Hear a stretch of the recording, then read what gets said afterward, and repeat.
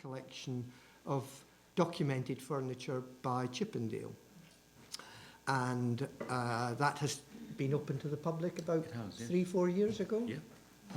And David has been an advisor to the house and the way that it was prepared for public display.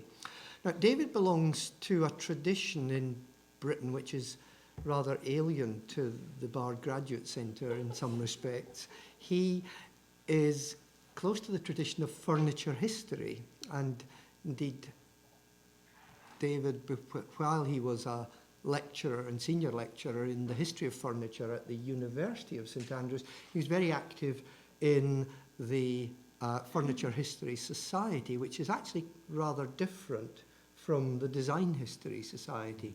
It's more bound to research into sources and connoisseurship and the making of furniture, particularly period furniture. And David has a further particular area in this, and that he's very interested in regional furniture. So while one aspect of his work is looking at high-end furniture like Chippendale, Sheraton and such like, he's also very interested in vernacular furniture. And some of the topics that he's written on include things like box beds, furniture on islands made from driftwood, and actually one I've not read but I thought was rather interesting, furniture made from coal. Yes, that's right. We might hear about that later, I don't know.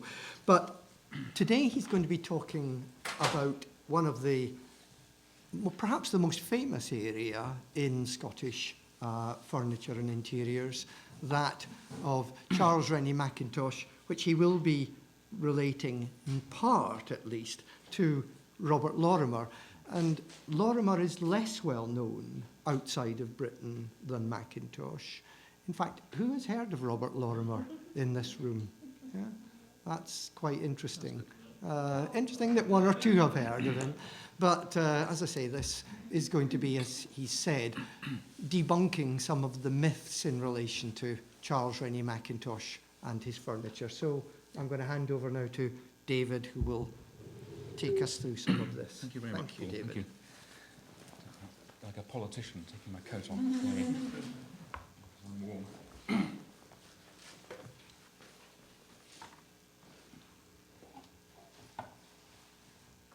Well, the phrase Scotch myths was actually coined by a Scottish filmmaker called Murray Grigger I think in the 1960s or 70s. And he had an exhibition of all sorts of cliches about Scotland. It was quite a fun exhibition.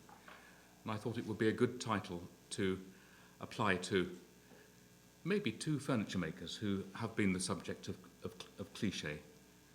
And one of those is Robert Lorimer on the left-hand side, whose dates are there. And the other is Charles Rennie Mackintosh, who you all know. And aside from both having rather smart moustaches, they are known in a sort of generalised way. Robert Lorimer, on the left-hand side, is known for being a furniture maker, designer, perhaps of rather conservative taste, who designed for elite clients in the days when Scotland was an industrial power. And Charles Rennie Mackintosh is, I think, known chiefly for being a man of mystifying originality. So, I'll begin with Robert Lorimer. I think to understand the furniture and the design context of Robert Lorimer, one has to understand a little bit about his upbringing. He was the son of an Edinburgh professor of Scots law, who was, because of his health, liked to travel to about 50 miles to the north of Edinburgh, across the Forth, to spend his summer holidays in the fresher air, away from Old Reekie, as Edinburgh was known. And the family came across this tower house, which was in a semi-derelict state and was owned by the Earl of Kelly. Its name is Kelly Castle, and I lived near it. And the Lorimer family took a lease on the castle, and eventually the property came into their hands. But the important point to know is that the young Robert Lorimer was brought up here from his early years and throughout his teenage years. So in a very rural country atmosphere. And he liked to call it, it's called Fife. In those days it was called Fifeshire in a rather Victorian way. And the castle, or Tower House of Kelly, is in the middle of the parish of Carnby. You can see here, not all Scots names are, the expected ones. There's all sorts of different names, and Carnby is the parish in which Kelly Castle lay. And he would have attended church, and this is a painting, in fact, by his brother, John Henry Lorimer. They were an artistic family. He would have been quite familiar with services at this small country church, the rather strict Presbyterian elders of the church dressed in black, seen here. But behind them is perhaps typical furniture of post-Reformation Scottish churches, a pulpit with linen fold, very sort of restrained linen fold panelling in oak. And I think that he would have observed this simple craftsmanship in wood around the parish as he cycled down. He was a keen cyclist. One of the craftsmen he discovered on these cycling trips as a teenager was a man called William Wheeler, who was this rather stern, again, not all Scots are stern, but some of them are. I think to be a boss of a small furniture-making outfit, you've got to have, a bit of gravitas to keep your young men in control, in order. William Wheeler was an interesting but typical man because he was the boss of a small country outfit that did everything from making coffins or caskets to wheels and repairing windows, but they also made simple furniture and would take on commissions for churches. They made the chairs for the vestry in Carnby Kirk that you saw on the last slide. And many people claim that Robert Lorimer, who is sometimes pigeonholed by art historians as being an arts and crafts designer, you know that kind of pigeonhole thing, who went into the countryside and plucked this man from obscurity and elevated him to great status, because William Wheeler made the furniture that Robert Lorimer designed.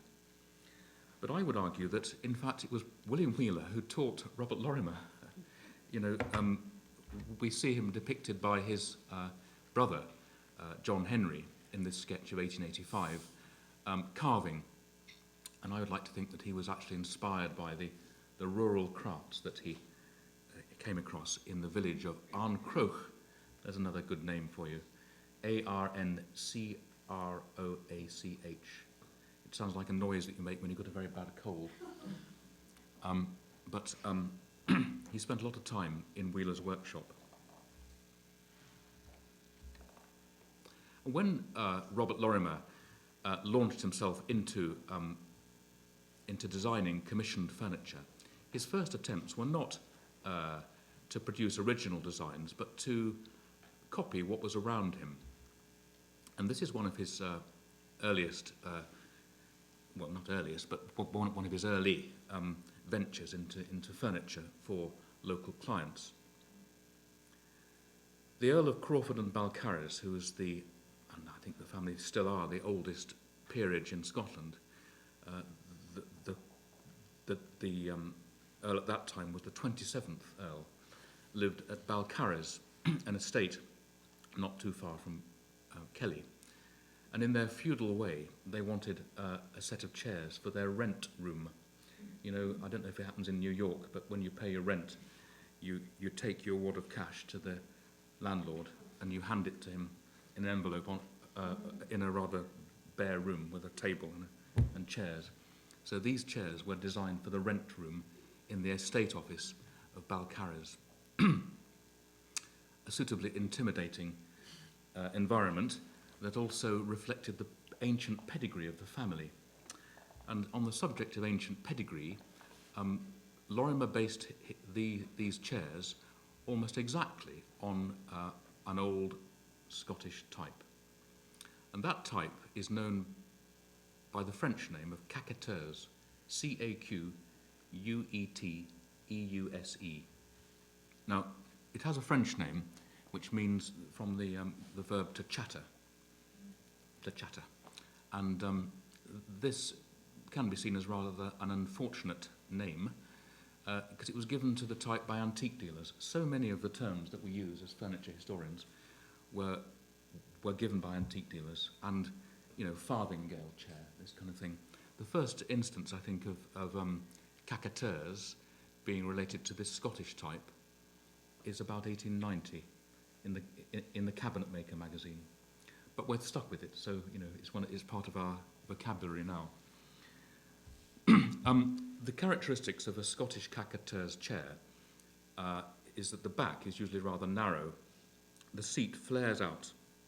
Can you see it's not quite foreshortened to the fullest advantage, but the seat flares out like that.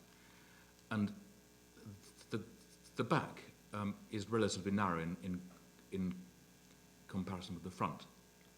The arms, however, have this lovely sort of enclosing, grasping nature. You know, they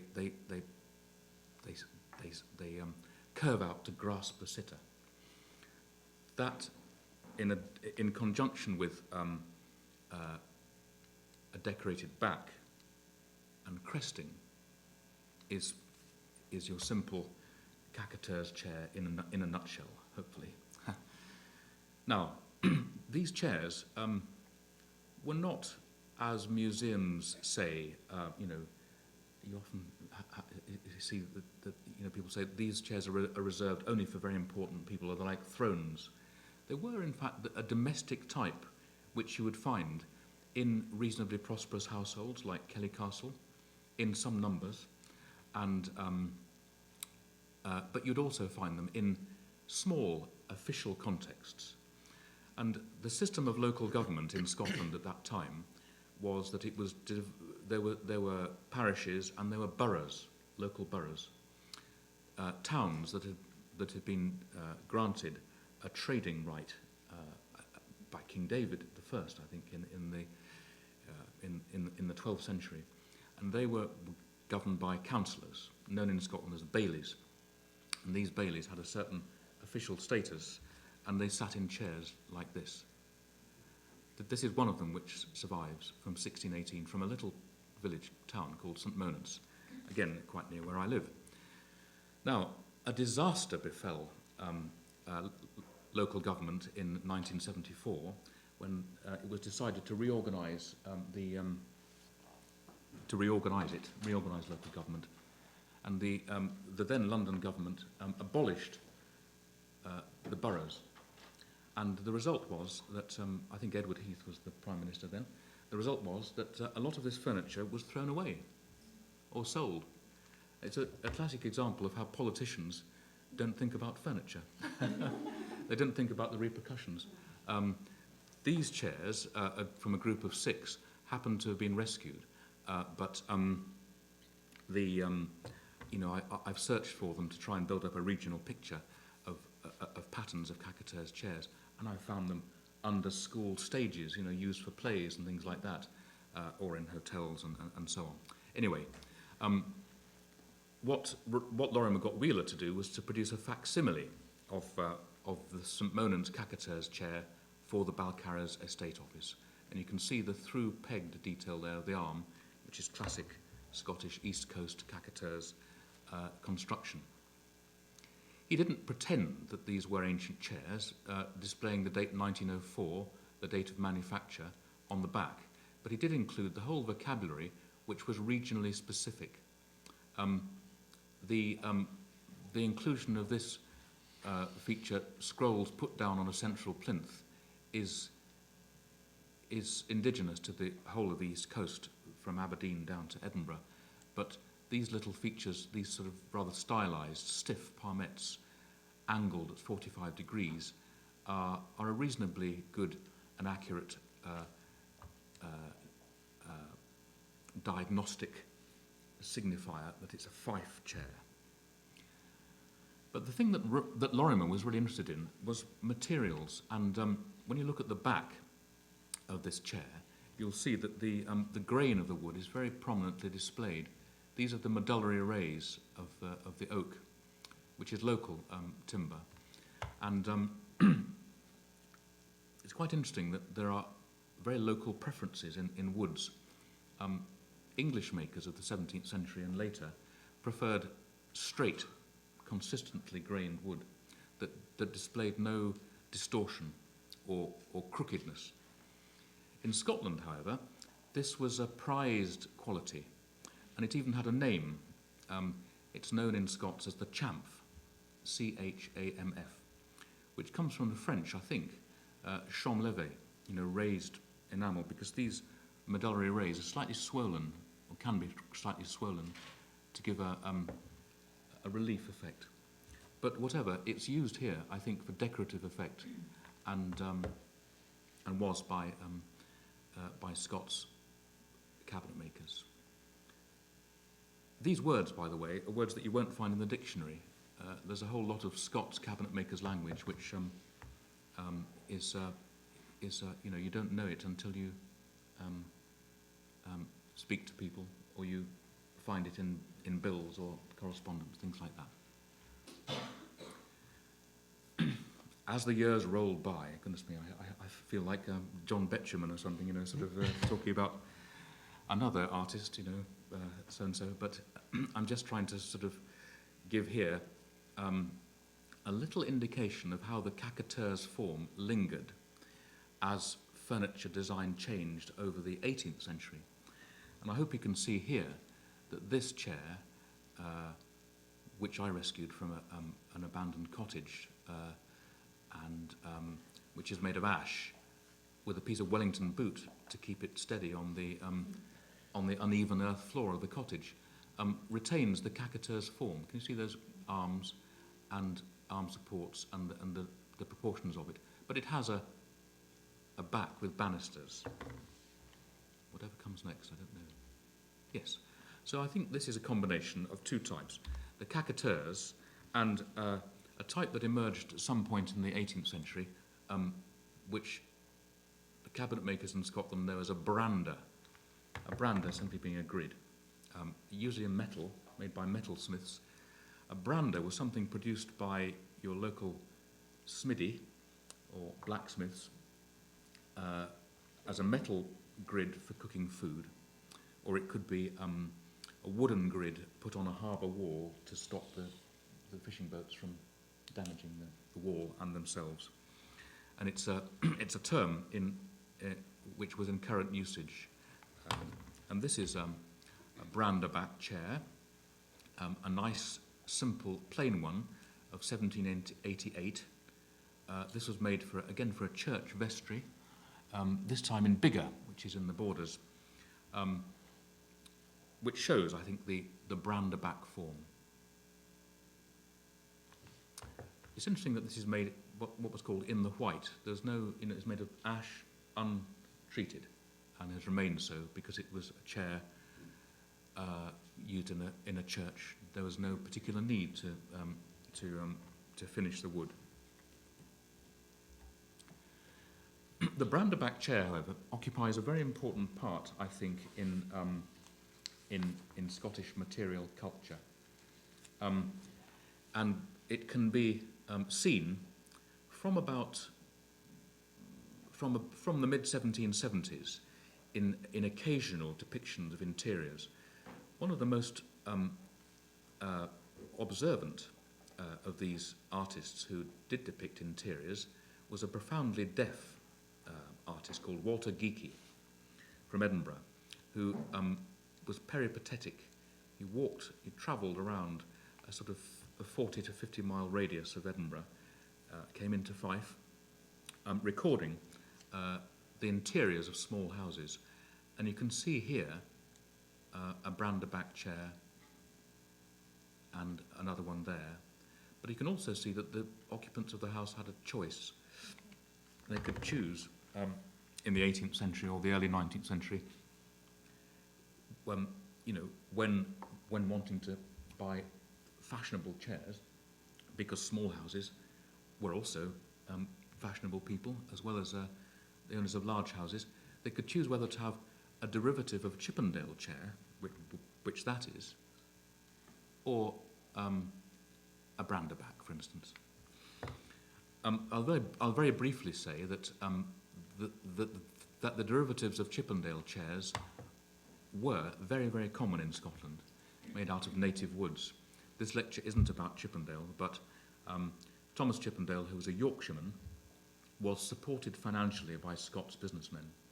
His chief investor was a venture capitalist, I think you can describe him, called James Rennie, an Aberdonian who lived in Leith, who was a ship owner, who funded the move to London of Thomas Chippendale, and who almost certainly funded the production of his pattern book, the Cabinetmaker and Gentleman and Cabinetmakers Director, in 1754.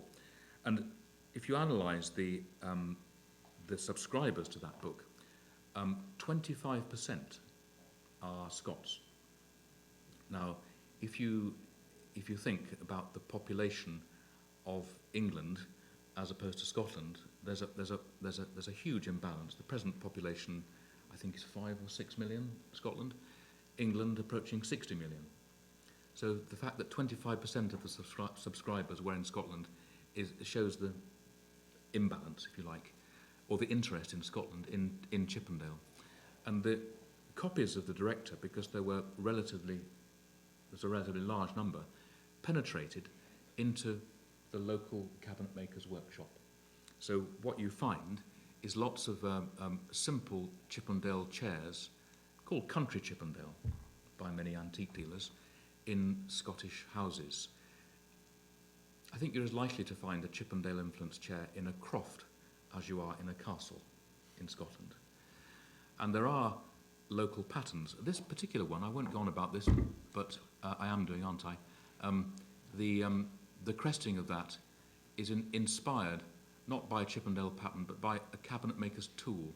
It's inspired by a spoke shave, a shaving plane that's used to whittle the spokes of a wheel. Are you familiar with that? Does that make sense? Can you see the spoke shave shape? So that joins, if you like, this fashionable pattern with the kind of workshop that William Wheeler was operating. And believe it or not, this type of chair was made in Scotland right up to the 1960s. It survived the Second World War.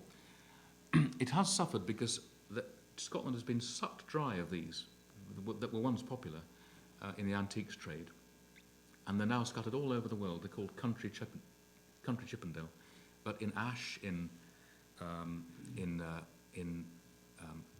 wych elm, even in woods like Laburnum, they are identifiable in many cases as Scottish. Now, but we were talking about Branderback chairs. That was a little diversion into Chippendale. You see that Branderback chair? Lorimer, when he did venture into original design, took great note of these regional types that we've been talking about. This chair, designed by him in 1899, made out of ash, with an inlay of Scots Laburnum. Can you see what that is? Anybody? Can you see what that is? Anybody? What is it? It's a combination of two Scots types. What about the first person with the blonde hair next to the lectern? Susan, you're being called Susan. upon. Of the ladder back and of the farthingale. It's a combination of the cacateurs. Well, I Yes, I'm sorry, the names. with you, I'm a furniture historian as well, Yes, and what I don't understand, not knowing very much about Scottish Indeed, furniture, is the cacateurs was a female, mostly a female French form, usually around a fireplace we find them in French interiors, and the arms are to accommodate farthing, you know, the big skirts. And to me, it's interesting how that gets sort of transformed into Scotland, into a form that everyone's using, but yet retaining the French female type name. yes, interesting. They can be called cacatois as well, the male version. But I say I think it's a slight misunderstanding on the in the antique dealer's Right. terminology, because the French cacateurs is actually a different type of chair.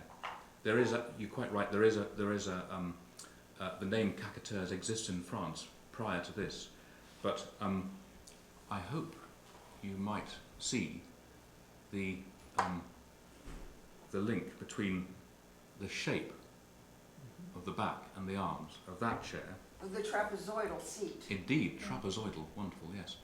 And the Branderback form in Lorimer's design. You see cacateurs and Brander. So this was one of his early ventures into combining, not quite producing facsimiles, but producing new modern versions inspired by the old forms. And here we've got a treatment of the arm, but the constructional details, the through pegging in the arm there. What's also really nice is the exposure of the wood grain. Indeed, indeed. But in that case it's ash, not oak, so that wouldn't be called a chamf. I don't think there's a name for it in ash, but it's using the wood grain as a decoration. You're quite right. Which you don't see in other vernacular furniture of the time. Sometimes, but Robert Lorimer is making a great point of it. He's making the point Yes, of it. indeed, exactly. The ash is not a forest tree in Scotland, it's a roadside tree. This again is a photograph that I took around where I live.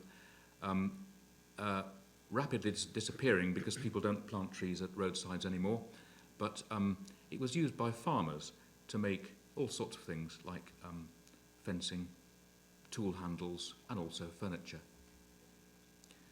Lorimer also explored the possibilities of other vernacular types or other Scottish types, like this kind of chair from the 17th century with a serpentine splat like that, which I won't go into the great details of, but also... The chair before that had those sort of circular ends I've livened you up now, Susan. on the splat.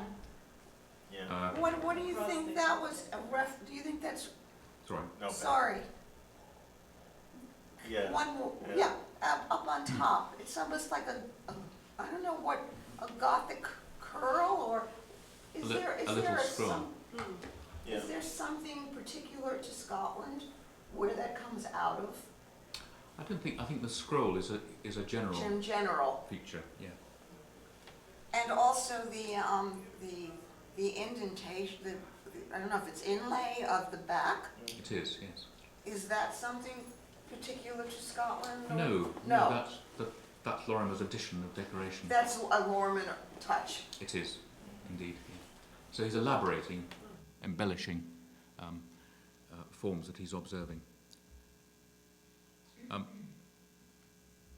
This chair is actually made from elm, which is the wych elm, which is again different from the English elm, a smaller tree, and has an attractive pale colour, not quite as dark as English elm, which you'll know from floorboarding, I think mainly. And there is a multi-stemmed wych elm. Now,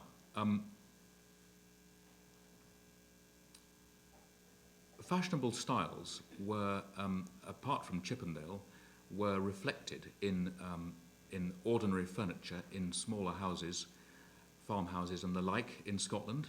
And this is an example in wych elm in early 18th century style, call it what you like. Probably antique dealers would call it Queen Anne. But these chairs were collected by Lorimer, and his family still own examples of these simple regional versions of fashionable styles, not unlike the common furniture of America at the same time in the 18th century. And I make a lot of comparison actually between the two countries, Scotland and America, very similar in their interpretation of fashionable furniture design. But this I would cite as an example of Robert Lorimer looking at the simplicity of these common chairs reflecting fashionable styles in Scotland, but using them as vehicles for displaying the wood and its beauty. And in fact, he wrote a fascinating article in 1914 called "The Neglect of Our Home Timbers" in a magazine, in Country Life magazine, and it was an article which was both despairing of the fact that Scotland was not taking advantage of its great diversity of interesting timbers, but also saying how you could use them. And he put his ideas into action by using them in the furniture that he designed. And this is wych elm. You can see here the grain of that displayed in the splat of that chair. No, No. it doesn't. Is there a drawing book or? There are some sketchbooks. Yes, there are. And some of the furniture is I think quite simple, but at the same time hauntingly beautiful, and used as a vehicle to display Scots timbers, but taking its inspiration from not only English fashionable styles, but also French. And in this, he was trying to communicate, I think, that subtle characteristic of an East Coast Scottish country house that wasn't full of Scottish furniture. It might have a bit of Dutch furniture, it might have a bit of French furniture, and it's these multiple layers which make up the particular character. And his new furniture added effortlessly to that inventory. Robert Lorimer's own tastes were of the simple type, and he liked rooms like this. He had his favourites. This is Marchment, a big country house that he designed near Lauder, and Lauder in the Borders. And you can see he furnishes it with an eclectic mix of items. And this is what I mean by to capture the Scottish country house atmosphere. He's got a Glasgow clock, which you can recognise by its heightened hood. See that? That's a sign of a Glaswegian clock case. But you also got a table inspired by North Italian examples with these richly profiled end pieces there. You've got a simple easy chair. You've got the Lorimer grate. It's always a sign of a good architect, a good designer, if they can design a fire that works well, isn't it? And Lorimer designed this very simple idea. It's a V shape, raised, elevated on bricks, and you just pile the logs up there, and it draws very, very well. You can make them easily yourself. This is an interesting chair type, associated again by many antique dealers with Chippendale. It's nothing to do with Chippendale. It's a type which is common in Scotland and elsewhere, in fact, that is known in Scotland as a fiddleback chair, because these little piercings there are similar to the piercings in a fiddle or a violin. There's no Chippendale design for a chair like that. It comes from a French vernacular source. So, again, a reference to the wide cultural references in the Scottish furniture vocabulary. He was also very keen on Dutch furniture, and he travelled. It was easy to travel just across the North Sea to the Netherlands, where he hunted out rather unfashionable types. Not the great cabinets and inlaid furniture, but the rather unfashionable 18th century furniture, which he admired for its rhythmic qualities. This he called the Amsterdam swing. And you can see it much better there, which is actually based on a rather, almost in facsimile, on one he saw in the Rijksmuseum, in the store, I think, not on display, because it wasn't fashionable at that time. It's got a heart motif in the middle, giving it an added aspect of folk culture. He was keen on nature. He was always writing to the newspapers, the Scotsman and the Times, about things like, I woke up this morning and heard birdsong. People do that in Britain. They still write when they hear the first cuckoo. It's a bit of a competitive thing. But he kept a goat, and I like to think that he did say that he'd modelled the feet of this piece of furniture on the hoof of his own pet goat outside the window. So a connection there with nature. From Germany, further afield, he also visited Nuremberg and its hinterland, and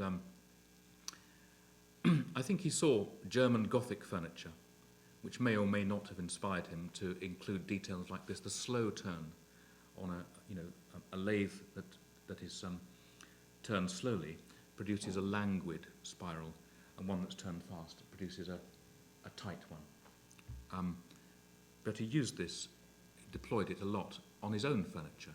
And this dining table, which is now used by his grandnephew,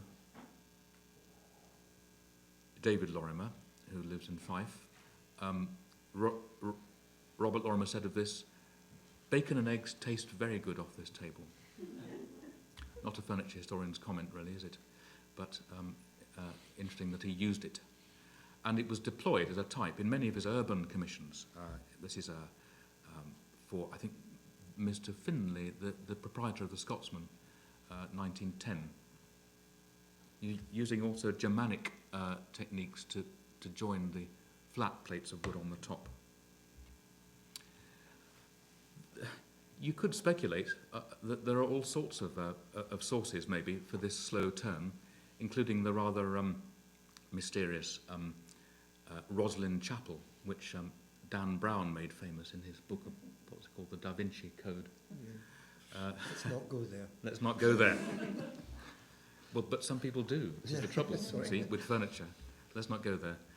But, if you're offering ideas, you could also think, well, what was Robert Lorimer thinking and looking at when he was looking out of his window in Kelly Castle? We saw Kelly Castle at the beginning of this talk, and its drawing room in the centre. This is what he saw out of the window. A sycamore tree. I won't say anything more. His interest in carving, as we saw early on, was inspired by people like Wheeler, but also by the presence of old examples of carving in Fife. You can see this carving on this rather self-consciously simple kitchen that he designed for Mr. Mackenzie at Earl's Hall in 1892. And there's detail of the carving with stylized vine springing from a seemingly dead log, vine leaves and grapes there. Well, he would have known the examples of similar carving in St Andrews, which is the nearby university town. This is a cupboard presently owned by St Andrews University that was made in between 1503 and 1513, showing a hybrid plant with log, stylized grape and vine leaves, but also, interestingly, a thistle, can you see there, as a suggestion of his ranging eye. if we return to the kitchen for which he designed this, for which he designed for Mr. Mackenzie, we can also see, apart from the table and benches, other furniture in the large fireplace there. Look at that. It's an interesting thing, isn't it? A little chair inside the fire. That's that. And that is made from ash, and we know that type in Scotland as a Kutty Stool. Kutty meaning short, as in Kutty Sark, short shirt. This is is more common actually on the west coast of Scotland than it is on the east. And if one was to do a sort of a survey of the occurrence of this vernacular type, you'd find it coastally down western Scotland, even into Wales. It seems to me that it's a very ancient type. It's one of the simplest types of chair. Legs not turned but whittled, socketed with through sockets into a seat from the bottom, and again whittled spindles with a curved arm bow socketed into the seat from the top. And this, I would suggest, is probably a chair type that comes from the Norse occupation of Western Scotland and the islands. One that Lorimer picked up for this sort of, as I said, self-consciously simple interior, and made from a Scots timber, ash, and left in the white.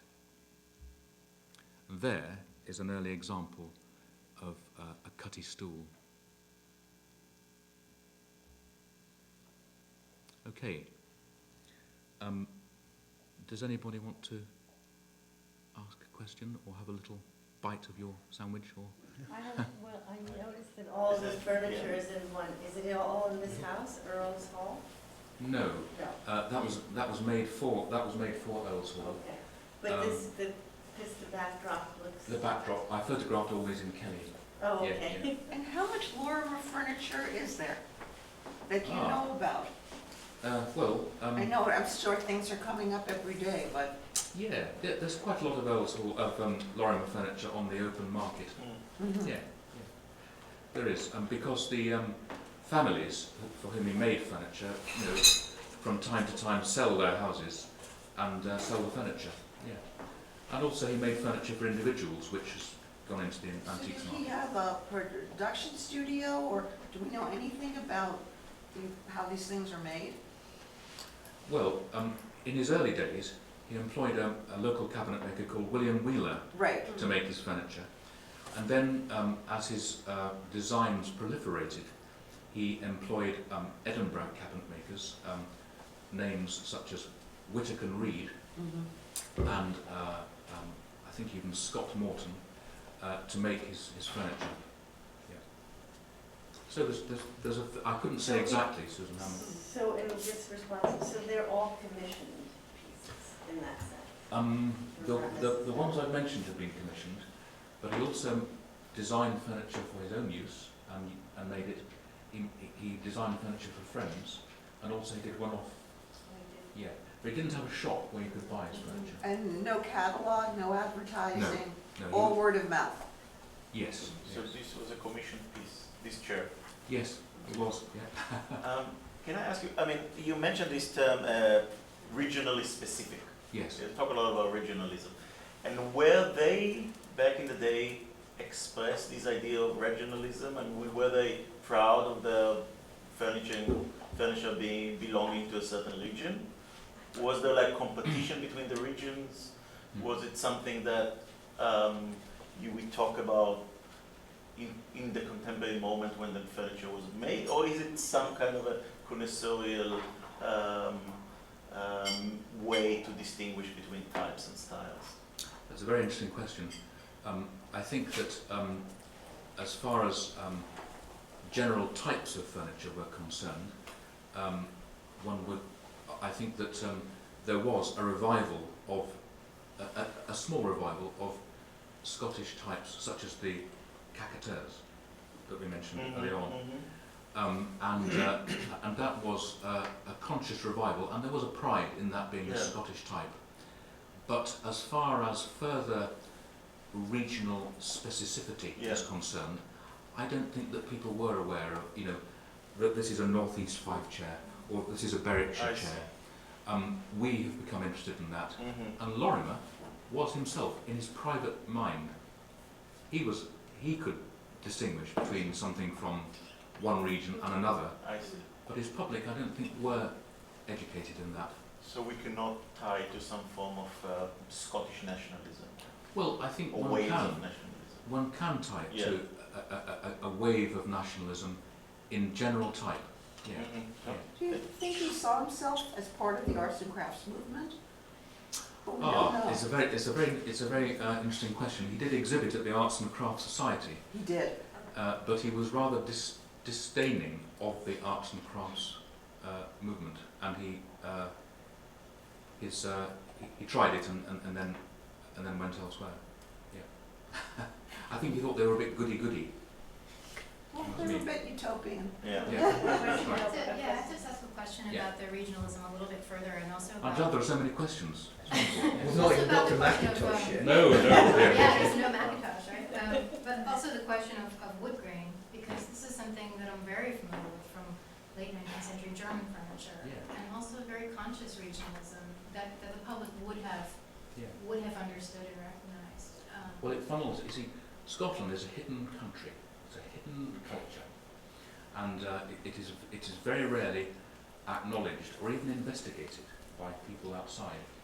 And the interest in timbers, of which there are there's a diverse timber culture in Scotland, that you've seen there, continues into the 19th century, into what I call Scottish Biedermeier furniture.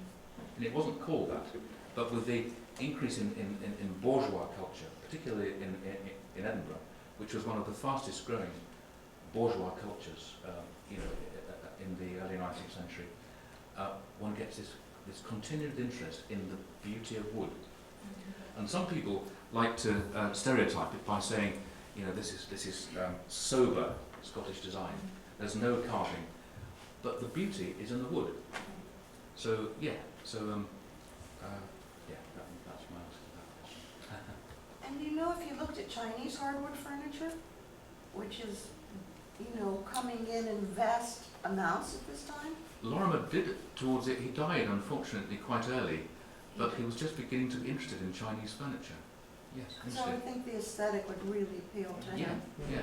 He was very Catholic in his tastes. You see, he wasn't simply, his interest from a young age, whereas in Scotland, but he was very Catholic. Yeah, that's true.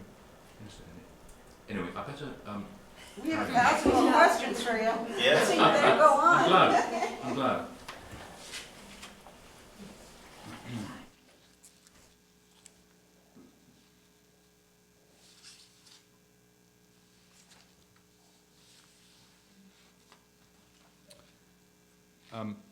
Charles Rennie Mackintosh, the fourth son of William Mackintosh, a policeman, and Margaret Rennie, from whom he took his middle name, was brought up not in the countryside but in an urban environment.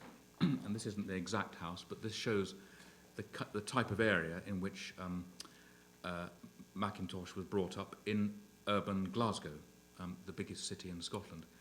Very similar in many ways to New York, in that tenement living, both small tenements and large, was the norm and still is. But he was an inquisitive and observant young man, and his exploring tendencies led him further afield into the countryside around Glasgow, which is easily accessible from that city. You pass quite quickly from urban density into open countryside. And to the south of Glasgow, he explored places like Ayrshire, where he made sketches of places like this. This is Maybole Castle, dating from about 1560 in Ayrshire, and this is the sketch that he made of the side view of that tower house in 1895. The so-called baronial architecture of Scotland interested him. Things like the contrast of plainness and decoration, asymmetry, the different shapes of windows, etc. And the fact that the decoration was frequently clustered towards the top of a structure, the shaft supporting below being relatively plain. But he must also have been interested in the characteristics of the interior fittings and furnishings of these houses, which tended to follow the exaggerated and, I beg to suggest, Mannerist forms of the buildings themselves. This is an example of a Mackintosh chair from the northeast of Scotland with a very exaggeratedly tall back. Can you see that? Different from Fife. And I've given talks in London, and I've talked quite seriously about Aberdeen Mannerism, to which people snigger. Yeah. And they say, what? What are you talking about? You'll be talking about Hertfordshire Mannerism next. Yeah. I say, yes, I might actually. I might give a talk on that if I can research it. But the Mackintosh form, I think, reflects the architecture of the buildings. These chairs, as I've said, were not just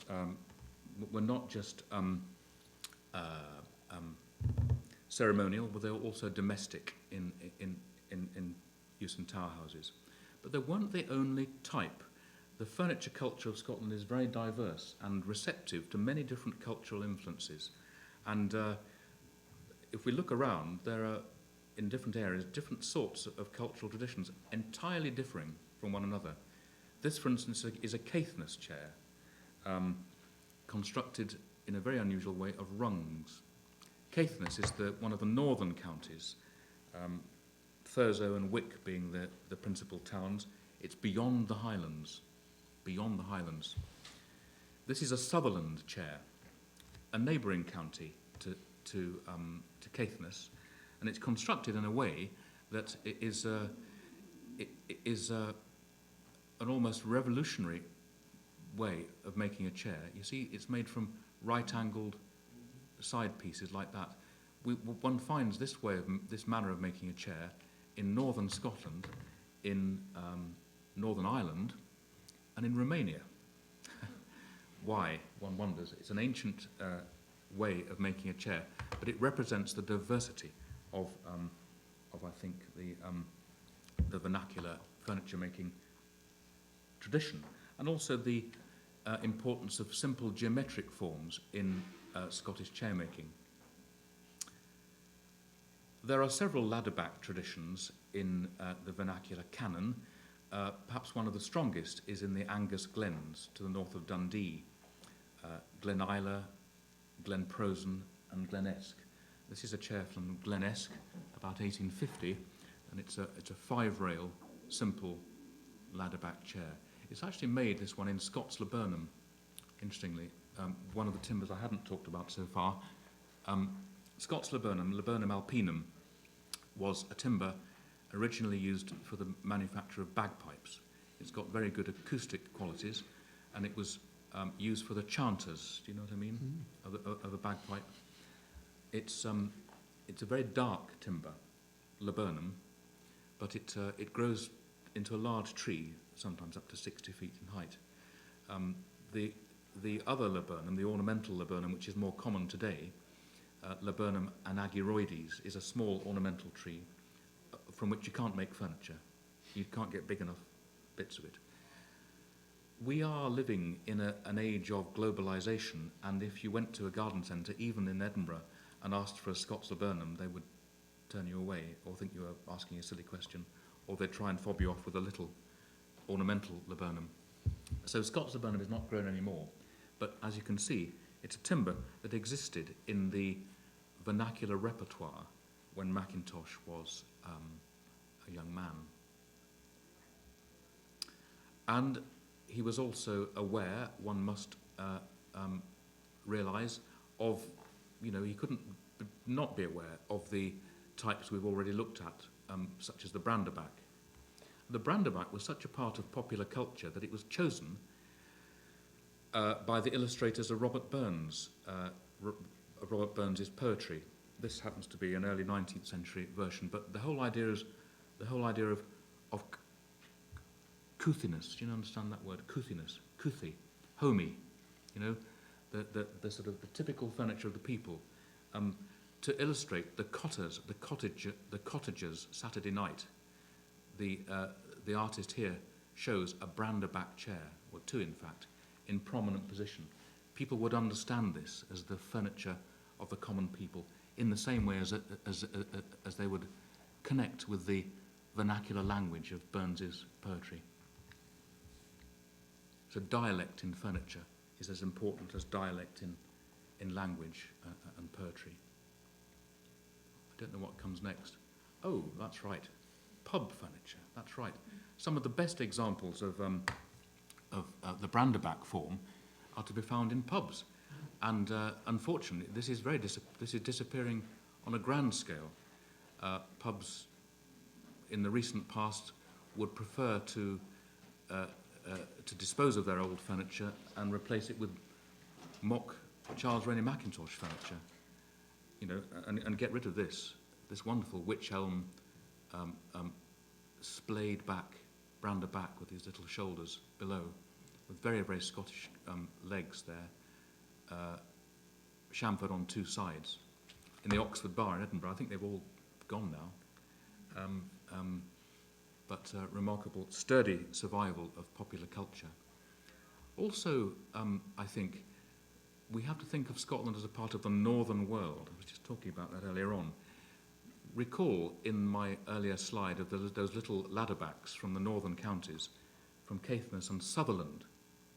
The most northerly county in Scotland is called Sutherland. It means the southernmost county of the part of the Viking world. And we must appreciate that Scotland shares a great deal with the material culture, not only of England but also of the northern world. And we can find the branderback form, not under the same name, in the vernacular furniture of Sweden and indeed of Norway. And we also find, in a certain sort of democratic appearance of design in Scotland, as we've seen Chippendale derivatives in a croft as much as a castle, we see the branderback form used not only in a pub or a cottage, but also in a select Edinburgh dining room. This one was made by a known cabinet maker, George Sandeman of Perth, for his daughter Catherine, who was getting married and setting up home in a new town house in Edinburgh in 1789. And he said to her, "My dear daughter, what would you like? A branderback in mahogany or in laburnum?" And she chose laburnum. And this is the set, rather slightly ornamented with these little fishtail terminals for her Edinburgh dining room, with her husband, who was a sealing wax manufacturer, George Waterston. No. No. I'm arguing not. Okay. But I'll have a duel with you later. Okay, good. Now, when Mackintosh makes his forays into furniture design, it's interesting to see that he does use what I think is the branderback form. You can see there with the grid or the brander raised slightly from the seat, like that, for William Douglas in 1910. And when he was asked by Miss Catherine Cranston to design a tea room in the basement of the Argyle, there's a detail of that, you see, dark stained. Whether or not to emulate Scots laburnum, I do not know. And when he was asked by Miss Catherine Cranston to design a tea room in the basement of her Argyle Street building, he selected another distinctive geometric shape, this time the half circle. Can you see that? Mm-hmm. I won't ask you what type do you think that is derived from, but he also specified it for the unfortunately destroyed library at the Glasgow School of Art. It is his version of the Kutty Stool. Mm-hmm.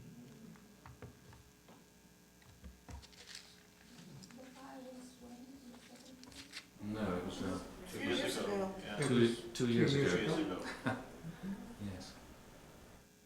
And there it is, one of the ones that escaped the fire. I photographed this. Sorry? How did it escape the fire? Well, I'll tell you. Burned for This is owned by a friend of mine, Alice Simpson, whose father was a student at the Glasgow School of Art, who stole it. I knew there was a story behind Yes.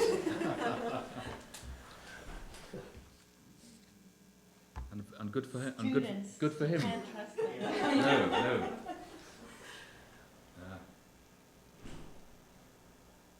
And there are all sorts of different versions of the Kutty Stool.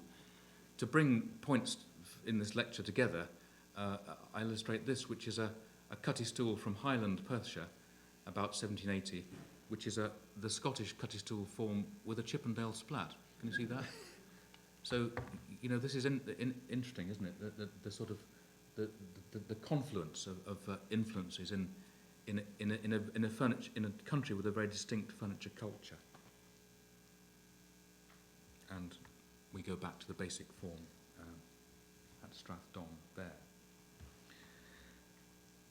But it does not take a great leap of imagination to see the connection between Charles Rennie Mackintosh's Glasgow School of Art and Argyle Street tea room Kutty Stools, based on this, with the supervisor's chair form from the Willow tea rooms in Socky Hall Street, which interestingly are about to be completely refurbished and restored to a much more authentic condition. And to this, a large garden seat for a client in Kilmaholm, Windy Hill, designed in 1901. Also at Windy Hill was this unusual bookcase with its notable for its great oversailing upper carcass. And this, a dresser for the ladies' common room at the Glasgow School of Art, also with this oversailing feature. And this characteristic appears to come from Scots vernacular furniture 2. This is not the most exaggerated version I could find, I'm afraid, but can you see this is a kitchen dresser from the Isle of Lewis with exactly that, the oversailing ends. Can you see that? Mm-hmm. And the gallery design. These are working pieces of furniture to stop flour from falling off the ends when you're baking. And Highland dressers in Scotland have upper shelved forms like that. The lowland dresser doesn't. It has maybe a smaller stage at the top, and I would suggest that this bedroom chest, designed in 1901, is actually based on a lowland dresser of the simplest type, like this. This survives in the great cotton mills of the Clyde, New Lanark, and was supplied by the weaving company for the company apartments in the mill itself, and that very industrial environment of a weaving mill on large scale was a meeting place of people from all over different parts of Scotland. An interesting impact on furniture, I think, because people would come to work in this mill from Caithness, from Dumfriesshire, from the north, the south, the east, to find work. And they would bring with them their different diverse furniture-making traditions and ideas. But the furniture was supplied, in this case, by the company. Even something as humble and simple as the kitchen table, Mackintosh derived his ideas from the common furniture of Scotland. And this table for the Hill House with its distinctive stretcher, and you can just see there a wooden-handled frieze drawer. There's a detail of it. You can see the drawer a bit better there. I would venture is actually based on the common Scottish kitchen table type. Unfortunately, this example I have has got one stretcher, but most have two so you can put a tin bath on it or something. You can use it as a rest. And I think that is the form that Mackintosh uses. And most people brought up in Scotland in the 1960s or 70s will be familiar with this type because they were still about. And you can still find them in stripped pine shops if they're fashionable today.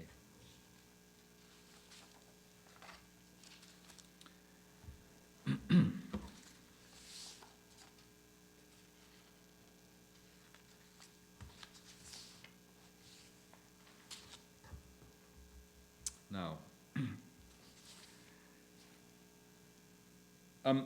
this room, based on the Argyle Street tea rooms in Glasgow and exhibited in November 1900 at the 8th exhibition of the Vienna Secession in 1900 by Charles Rennie Mackintosh and his wife and partner Margaret MacDonald,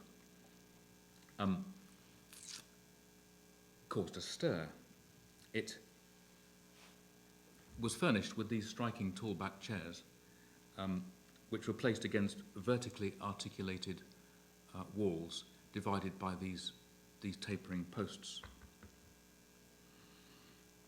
And its reception by the critical world, art historians and journalists, was, I think, one of mystification. They didn't really know what to say.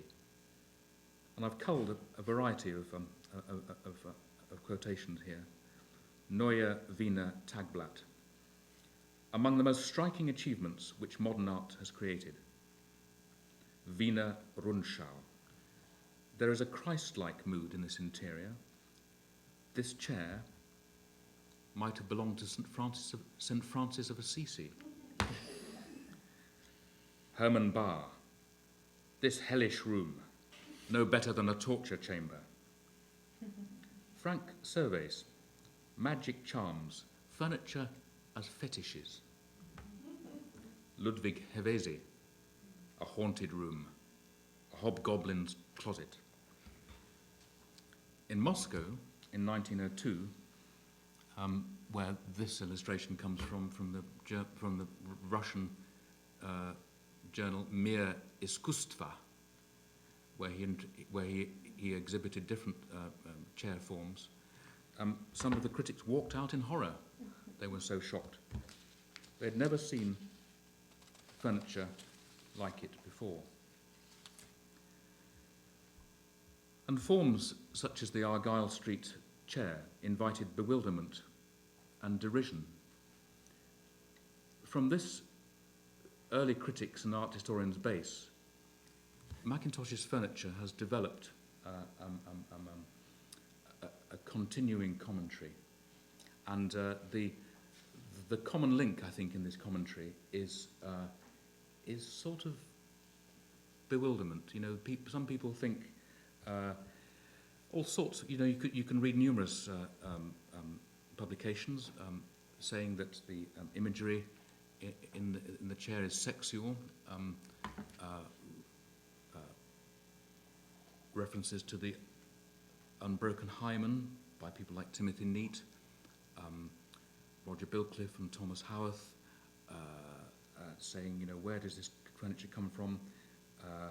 Does it come from the fevered imagination of of Art Nouveau designers from Japan, or is it completely original? You know, does it come from Mackintosh's mind? Where does this bewildering to English and European critics form come from? The critics thought it came from nowhere, or from those other places that I have mentioned. But it seems that they had not been to Aberdeen. This is a particularly interesting example, and I do choose the most striking example of the 20 surviving chairs in the Trinity Hospital in Aberdeen, which is the headquarters of that city's Trades Incorporation. And it is a cacateuse made in 1600. And can you see the shaft of that? Plain, and can you see the efflorescence of decoration in the cresting at the top? It's the basic concept that want you to look at. Now, if we turn to his other designs, and I'm not going to go through the whole repertoire of Mackintosh, one can see that he also developed completely different styles, such as the commonly called ladderback chair. This is Windy Hill in 1901. This is an angled view of that dark-stained chair. And I would return your attention to the ladderback traditions of Scotland. In Sutherland here, the most southerly of the most northerly Scottish county and the most southerly part of the northern world, and to the flourishing ladderback tradition in the Angus Glens further south.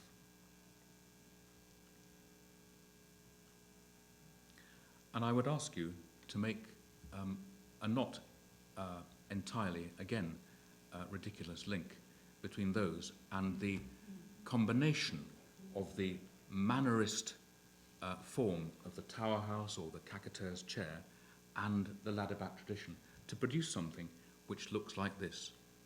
So to make an analysis of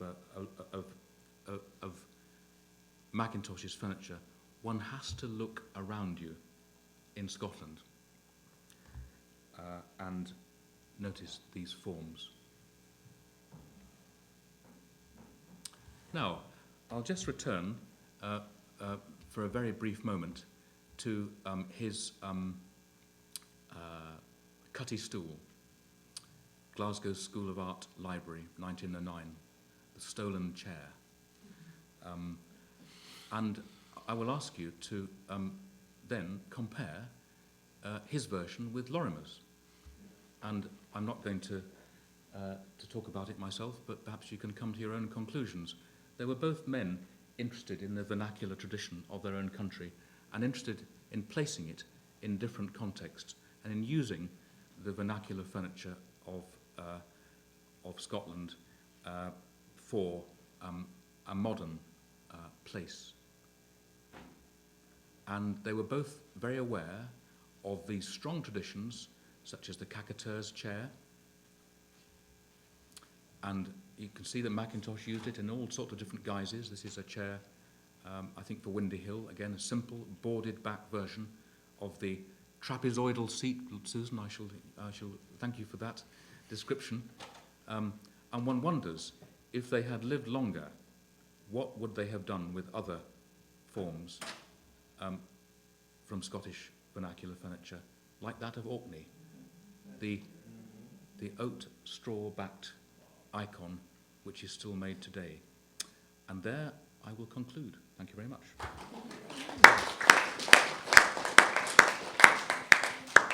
Well, we have a few minutes if there are some questions, if anyone would like to take up on Mackintosh, or indeed on Lorimer, or on the relationship between the vernacular and high style of the early 20th century. Are you working on Lorimer? I'm, well, in a desultory fashion. I just like looking around myself like they did. Yes.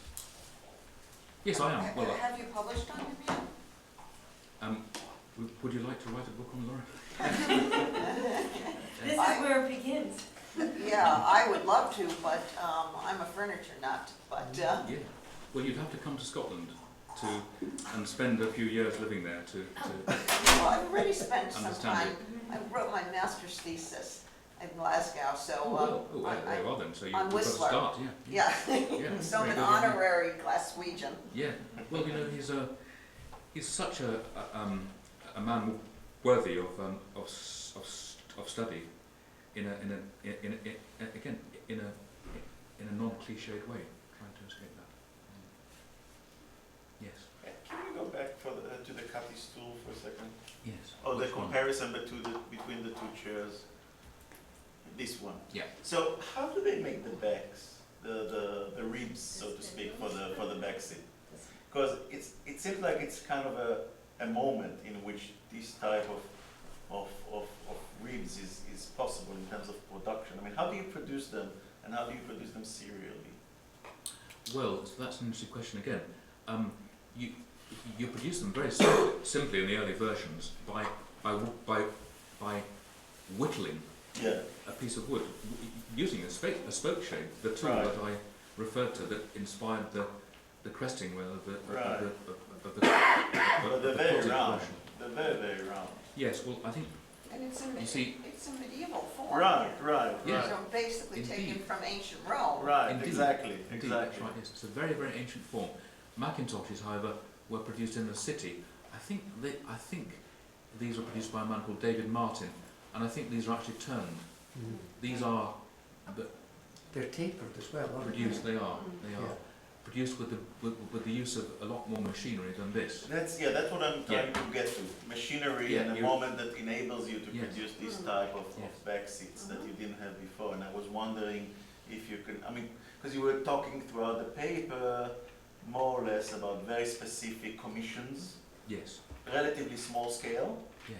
But then we get to things like these tools that were produced, I guess, by the dozens, if not by the hundreds. No, well, Well, the one for the library, I guess. For the library, there was quite a large number of them. You see. Right, So- right. So I was thinking, how many of these ribs do you have to produce for the commission of the library? That's quite a lot. So you really need machinery for stuff like that. Yes, well, Glasgow was a city with a very highly developed woodworking trade. Yeah, yeah. And if you read pattern books like Blackie, have you read that? Blackie's mid-19th century.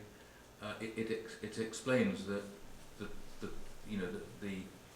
woodworking facilities available in a city like Glasgow. So you could go to a workshop and you could order spindles. You could probably order them by themselves, actually. By the dozen or something. And, Yeah, people tend to forget that. Well, people associate Glasgow as a steel centre. It was Yeah. ships and locomotive building. But of course, you then forget that all the fitting out of ships and Well, locomotives yeah. required all the ancillary industries of upholsterers, various types of woodworkers, and so it's although it's heavy engineering, there's a lot Yeah. of related trades that had to be on hand. I have a question. Oh, yes. Go So on. just to so this move from traditional practice to more industrial-based design, do you see it as a calm shift, as a shift that is welcomed, or is it a great divide? Because in your paper it was more about kind of like almost a natural development from regional woodmaking into this more central Glasgonian type of production. But at the other hand, there is this spread of industry, which changes a little bit, right? I don't see it in. I hope I wasn't making that point of the evolution of Scottish furniture from regionally specific vernacular types into mass industrial production. I see the furniture of Robert Lorimer and Charles Rennie Mackintosh as relative drops in the ocean, Okay. and not as these chairs didn't go into general mass production. I see. All right. Yeah. They look too familiar. Yeah. All right. Thank you very So I'm much. stopping there. Yeah. Thank you very much. I have a question about the other chair, the ones that come from the north, which have the Yeah. rod stretcher, yeah. Yeah. So is the art, the whole, I don't know what we call it when it comes from the top to, The style. so the style that is it one piece that's carved? Or are there two pieces of wood that are connected? Well, it's very interesting. In the Sutherland example here, the side pieces are made from one right-angled bow split into two. Can you see that? And so the maker would have had to find a piece of wood like that and then split it. And then the legs are socketed separately Yeah. into the knee. Now, I showed Caithness. Oh dear, when did I show Caithness? There. Now, isn't it quite interesting that the Caithness tradition emulates that ancient way of making a chair with the right angle, but it's got a break there. Yeah. So I think that the Sutherland chair predates the Caithos chair.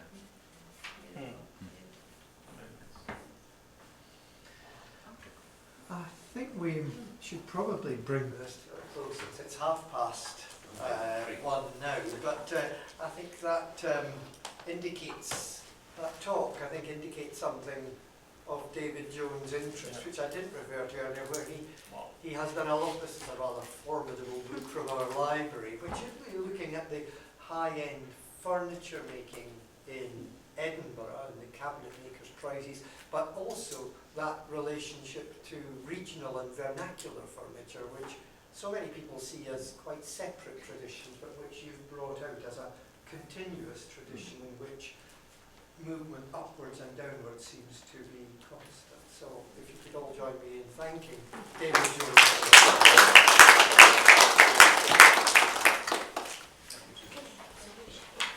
Know what you were getting into and picking on me.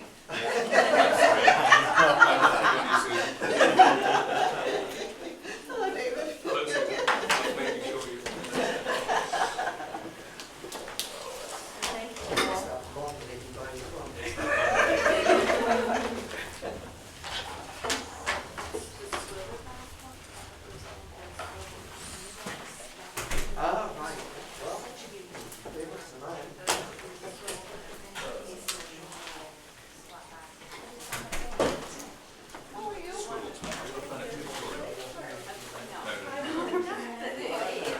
Undulating.